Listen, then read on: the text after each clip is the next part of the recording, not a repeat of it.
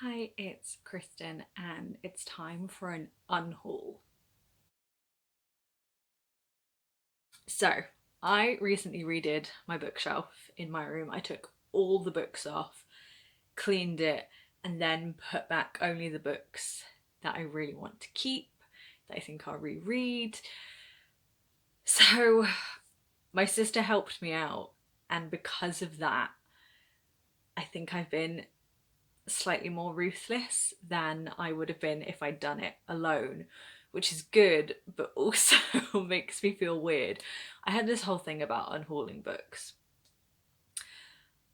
I I don't know, I feel weird about unhauling it. I think I want to hold on to stuff for nostalgia.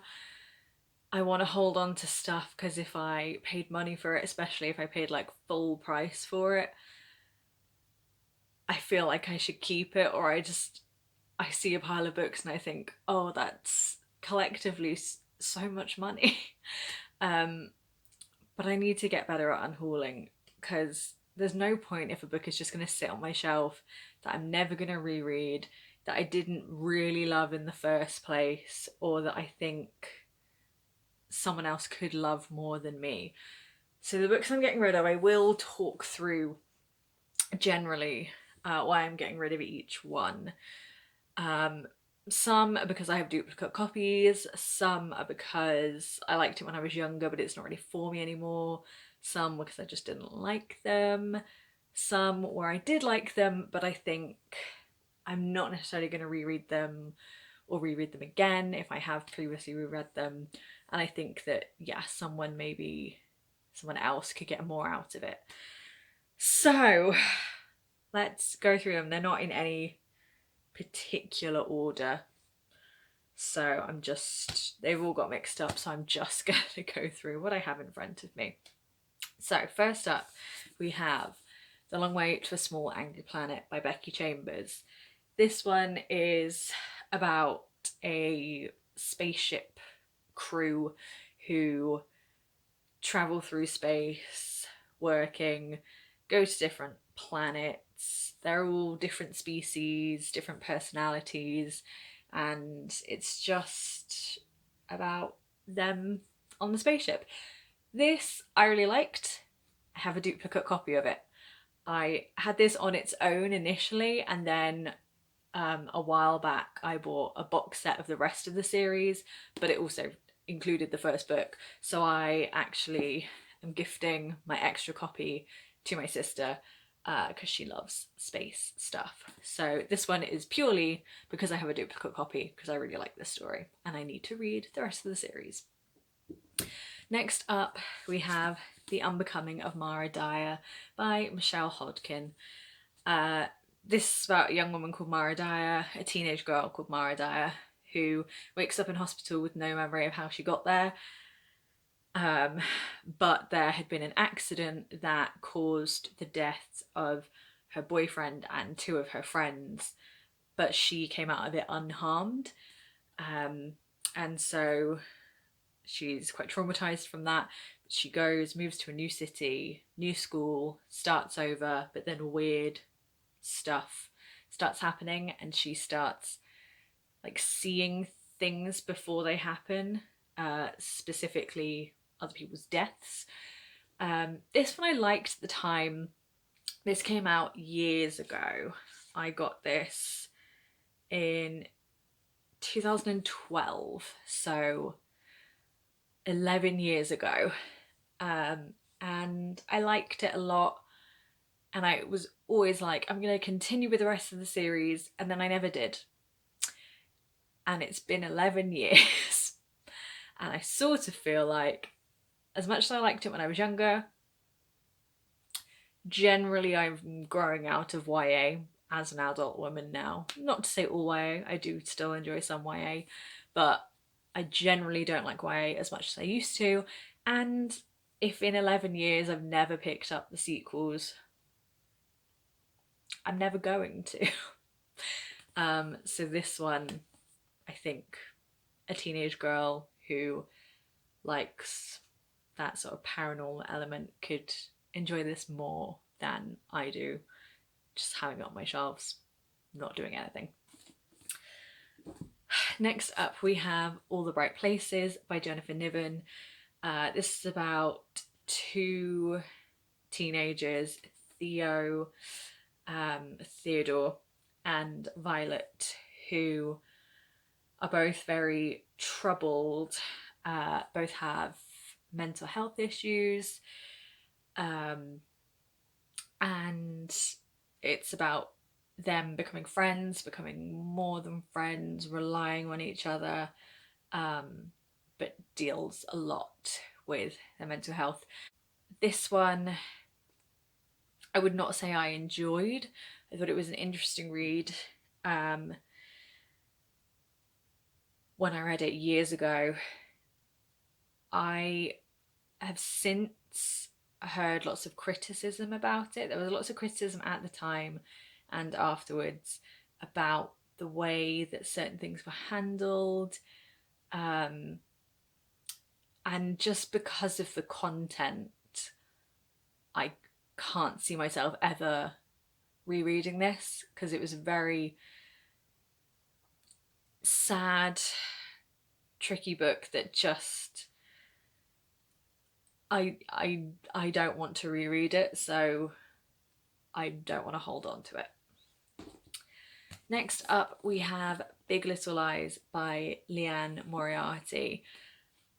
This one was gifted to me, sort of, by my sister. Someone left it at her old workplace, and they put it in like their lost and found, and no one claimed it for months, and so she took it. And no one came in after that looking for it, so I've kept it. This one is about Jane, Madeline and Celeste, who are all like mums at school. They have kids around the same age, and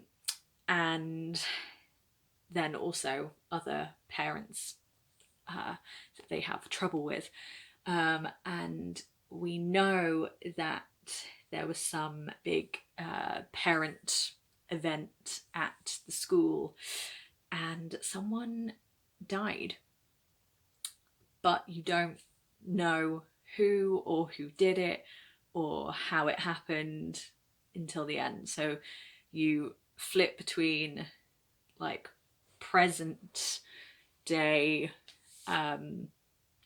interviews with the police and then their lives in like the months running up to what happened. This was made into a TV show, which I'm sure most people know. I actually watched the TV show years before I read this, and I think that may have tainted my enjoyment of the book because I knew generally what was going to happen. And I actually think I prefer how it all goes down in the TV show. So I think if I wanted to experience the story again, honestly, I'd watch the TV show. Doesn't mean this was bad. It's just not one that I'm ever going to reread. So no point holding on to it. Next up we have Flowers for Algernon by Daniel Keyes. This was gifted to me by a friend a couple of Christmases ago, I think. It was a book that he'd read that he was unhauling, and he just asked me if I wanted it, so I thought I'd check it out. This is about Charlie Gordon, who has quite low intelligence, and he is chosen as the subject of an experimental surgery that will increase his IQ, and it works, and then things start to go wrong in his life and with the experiment. I am getting rid of this because I didn't like it. I just didn't like it. There's a whole reading vlog somewhere where I read this along with some other books. I was not a fan, so I'm getting rid of it. Next up we have Vox by Christina Dulcher. This one I've actually not read. It was gifted to me along with this by my friend who'd read it and was unhauling it, and so gave it to me. Um, this has been on my TBR for a while. I've never really had the inkling to pick it up. And then I found out recently that the author is really quite transphobic, and I don't care to read that. And I mentioned that to my friend, and he was like, "Oh, yeah, I feel like in the book, because this is about women having limited speech, like women are only allowed to say like 100 words a day, and young girls are no longer taught to read or write, and so there's like a whole gender dynamic. And so I thought, a book that's very much focused on gender, written by a TERF, no thank you. Next up, we have another book that's actually been on my TBR that I've not read, and that's Tales of Passion, Tales of Woe by Sandra Gulland. I picked this up from university years ago when I was at university. We're talking like 7 years ago. When I went into a uni building one day, they just had like a shelf of, here are some books, take one. And I was like, okay.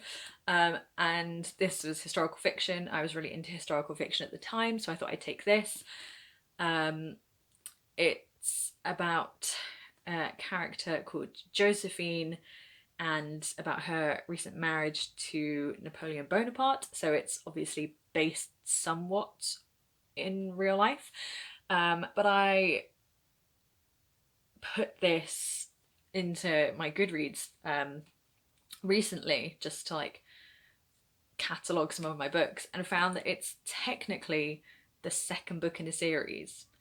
And I think it's one of those ones that like you could read them without reading all of them, but I like to read things in order.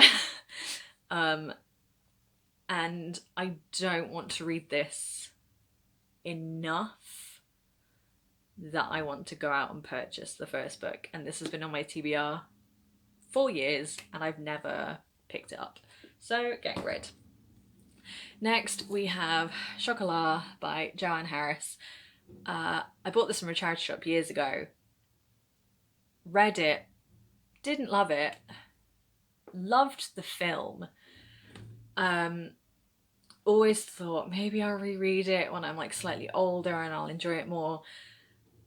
But I just have no inclination to. And Johnny Depp is on the cover, and I don't want that. So this is about a woman called Vianne who opens a chocolate shop, moves to a new town, opens a chocolate shop right opposite a church, and Father Reynald takes a serious disliking to her.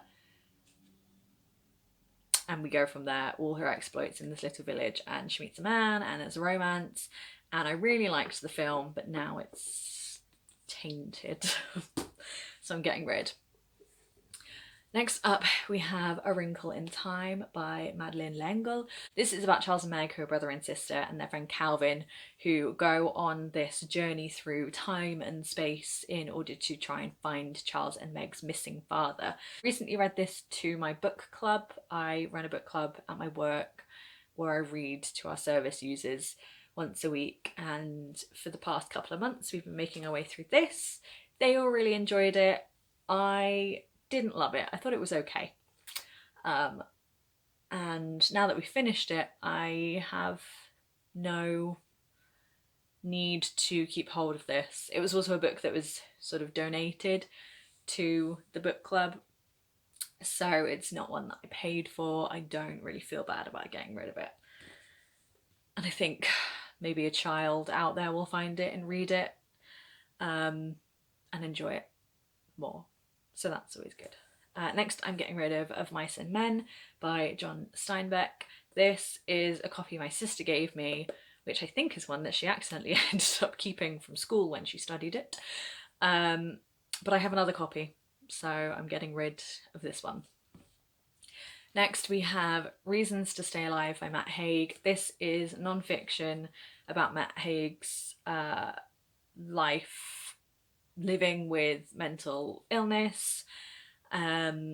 that he says almost destroyed him, but he learned to live again. Yeah, I read this a few years ago and I thought it was okay, but I don't feel the need to reread it, and I don't feel the need to hold on to it, and I'm sure that maybe someone out there will find more use or inspiration from it than me.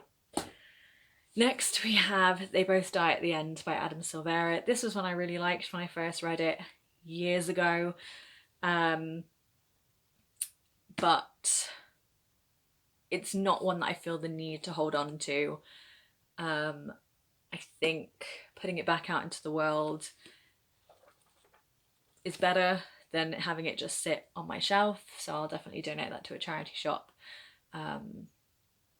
Yeah, this is about Matteo and Rufus, who both find out they're going to die that day, and they want to have a new friend, and they go on this app that links you up with people who are also dying that day, so you can make friends and spend your last day with someone. So yeah, gonna put this lovely queer friendship romance back out into the world. Next we have Goodbye Perfect by Sarah Bernard. This is about two best friends. One goes missing, runs away with a guy, and her friend is like, what the hell, this is so unexpected. And then she finds out who the guy is and everything kind of blows up. This I enjoyed. I read it quite quickly, but I don't think I'm ever going to reread it. Again, I feel like getting a teen book back out into the world is better. In the same vein, Beautiful Broken Things by Sarah Bernard. This is about two young girls being friends. Caddy is like quite quiet and reserved, and then she meets a new girl called Suzanne, who's much wilder and freer and a little bit reckless, and they get involved in a friendship which has effects on Caddy's friendship with her best friend Rosie. And turns out Suzanne maybe has a few problems of her own. So lots of friendship drama, lots of personal drama. Again, liked it, but feel like it could move on to a better home. Then we have A Quiet Kind of Thunder by Sarah Bernard. I bought those other two because I had this one and I loved it. But this is a duplicate copy. I already owned A Quiet Kind of Thunder, really liked it, wanted to read more Sarah Bernard, and then found these two with this in a box set. But the whole box set was like £10. So getting 3 books for that price was pretty good. And then I've just had this extra copy sitting on my shelves, but I feel like it's time to get rid of it because I have another copy. And my other copy, all of this bit, the heart, is shiny, so it's prettier. But this is about Steffi, who is mute, and Reese, who is deaf, and they become friends at school and then maybe more than friends. And it's very sweet, but also does deal with tricky topics. Then we have My Life Next Door by Huntley Fitzpatrick. This one I had on my TBR shelf for ages. Finally read it a couple of years ago. Worried that I wasn't going to like it as much because it was YA and I was sort of edging out of YA, but actually liked it a lot more than I anticipated. This is about two families who live next door to each other. It says the Garretts are everything that the Reeds are not: loud, numerous, messy, affectionate, and every day from her balcony 17-year-old Samantha Reed wishes she was one of them, until one balmy summer evening Jace Garrett climbs the trellis to sit by her and changes everything. It was very sweet, perfect like summer read, really enjoyed it, but I don't know that I'm going to reread it, and I think young teenage girl could read this and get some real fun summer enjoyment out of it. Next, we have Watch Us Rise by Renee Watson and Ellen Hagen. This is about Jasmine and Chelsea, who are really dissatisfied with the school clubs that they're in, and so they decide to start their own club, which is all about feminism and inclusion and diversity, and I thought that sounded so fun. It's YA. I didn't love it as much as I thought I was going to. I think someone younger than me, who's maybe just getting into learning about feminism, could get so much more out of this book. So I don't want it just sitting on my shelves when I'm never particularly thinking of rereading this. But I think a young woman, a teenage girl, could get a lot out of this, and so I want to put that back out into the world for someone to find who it will mean more to. Then we have You Should See Me in a Crown by Leah Johnson. This is about Liz, who has decided that she is going to run for prom queen, to get a school scholarship. And so it's her trying to do that, and then she meets this girl and she really likes her, and then finds out that she is also running for prom queen. This was just a lovely, cute little contemporary romance between two girls. There was some heavier family stuff, if I remember right. I enjoyed this at the time that I read it, but I don't really remember much of it, so it hasn't stuck with me. And again, I think someone else, someone younger, could get more out of this. So rather than just having it sit on my shelves, like this book about a young black queer girl should definitely go into the right hands. So I want to put it back out into the world. In the same sort of way that I want to get Noughts and Crosses by Mallory Blackman back out into the world. This I've had for years. I read it when I first got it, when I was around 15, 16, when it was gifted to me. And then I reread it a couple of years ago for my book club. This is about Callum, who is a nought, and Sephi, who is a cross. This is like the noughts are second-class citizens and the crosses are the more powerful people in society. Noughts are white people and crosses are black people. They recently did a TV show. I say recently, in the past couple of years there's been a TV show done about it, which is quite different from the book, but also very good. And yeah, it's about their friendship when they shouldn't necessarily be friends. They become more than friends, and it's about violence, race relations, all that. I've read it twice now. I don't know that I'm going to get anything more from it, but someone else might, so I'm getting rid of that. And then lastly, we have Our House by Louise Candlish. I bought this. I picked this up because of the cover initially, then I read the back, which sounded so interesting. On a bright Friday morning in the London suburbs, a family moves into the house they've just bought on Trinity Avenue. Nothing strange about that, except it's your house and you didn't sell it. That sounded so interesting to me. I was so excited to read this, and then it just really fell flat for me and I didn't like it. The ending was a little bit twisty and I sort of liked that, but I just felt bored for some of this, and then frustrated for a lot of it, and then left the end feeling like, oh, okay, that's not what I thought I was getting out of this. I was expecting something more thrilling, but actually this was more like crime thriller in a domestic setting. A lot of it was just about the relationship between the woman and her husband, and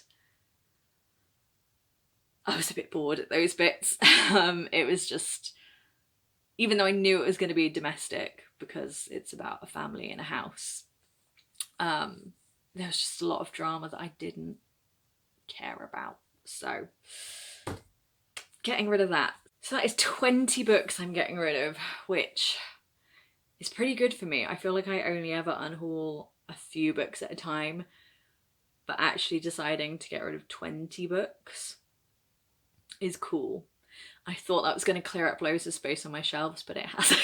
I just have too many books. But it's a start, and I'm sure in a few months I can do another unhaul, perhaps at the end of the year actually.